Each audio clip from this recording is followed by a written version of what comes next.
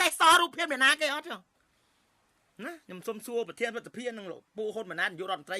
នៅសេះសនឹងមានរូបអ្នកណាគេហ៎បានបាត់ចោលនឹងរូបអ្នកណាគេ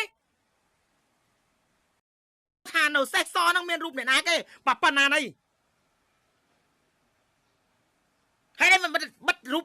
សម្លាក់នឹងចោលហើយខ្ញុំសុំសួរត្រង់មើលនេះរូបភាពនៅមកផ្ទាំងនៅហ្នឹងរូបភាពអ្នកណាគេ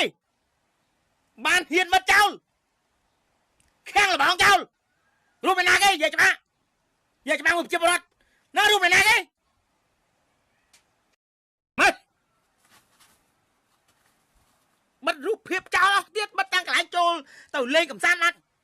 បិទចោលទាំងអស់អញ្ចឹងហា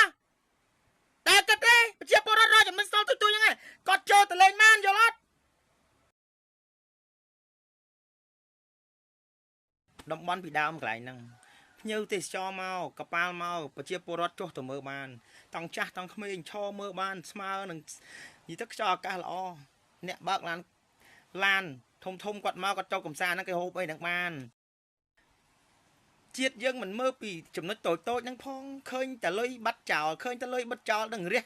រស់នៅដើម្បីអីទេរងថ្ងៃនេះបានងាប់អាខ្ទេចក៏ល្អដែរមែនតានិយាយទៅរស់ដើម្បីអីទេងាប់ឲ្យអស់ហ្មងល្អតំបន់ភ្ញៀវទេសចរភ្ញៀវក្នុងស្រុកយើងនឹងត្រូវលេងទៅលេងរងហេតុអីតែបិទចោលប្រជាពលរដ្ឋយើងកែគាត់ដើរកំសាន្តពេលគាត់ចតឡានចតអីចោលយ៉ាងទៅគាត់មកគាត់ហត់គាត់អីគាត់ទៅហូបអីនៅហ្នឹងទៅអ្នករត់អ្នក